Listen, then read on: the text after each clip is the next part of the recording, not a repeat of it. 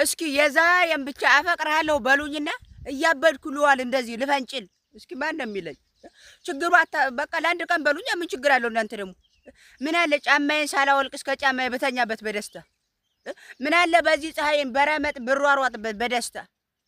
እውነት ነው ሰው እኮ ፍቅርዬ ድርሻዬ የኔ ፋፋጅ የኔ ሁሉ ነገሬ ዓለሜ ይባላል። እኔ እናንተ ወንድም አለውኝ። አይ ሲረላለው ወፍ የለም። በቃ አየሬን በራሴ አበላሽሁት። በቃ ከዚህ በኋላማ ወጥሬ ልጀናጀን ነው እንግዲህ በለው። ከእናንተ የራቀችው እኮ ኮርታ አይደለም፣ እውነቴን ነው ከፍቷትና የሚረዳ ሰው አጥታ ነው። በዛ መካከል ማውራት እየፈለገች ከእናንተ መካከል ግን አንድም የሚያዳምጣት ስላጣች ነው ገለል ያለችው። አንድ ሰው ወንደር ሲል ኮርታ ለምን አትጫወትም? መጥተ ምን የሚያጫውት ነገር አለ? እናንተ የምትፈልጉት ዝም ብላችሁ እዛው እንትና እንዲሆነ ኖ እሷ የራሷን የሚያዳምጣ ሰው ትፈልጋለች። ከፍቷታል። ሲከፋት ማዳመጥ ካልቻላችሁ የሰው ጋጋታ ምን ይሰራላታል? እውነቴን ነው። የሄደ ሰው ሁሉ ኮርቶ ምናምን አግኝቶ ተመችቶት ነው አይደለም። የተመቻችሁም ያገኛችሁትም እናንተው ናችሁ። ያ ሰው የሚሄደው በቃ የሆነ አይነት ጭንቀቱን ብቻውን ቢያንስ አልቅሶ እንኳን አልቀሳ ይወጣላታል።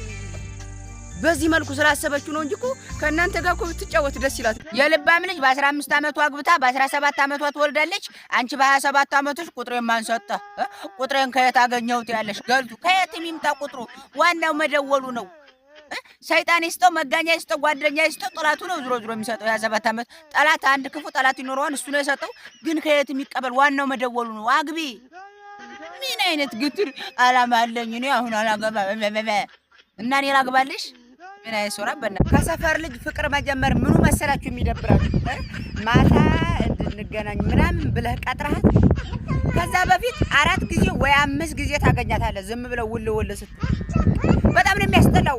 የሆነ ቀጠሮ ተቀጣጠር ስልክ ራሱ እስከምትገናኝ ስልክ ራሱ አለመደዋወል ደስ ይላል። በቃ ድንገት ዘው ስትል ነው።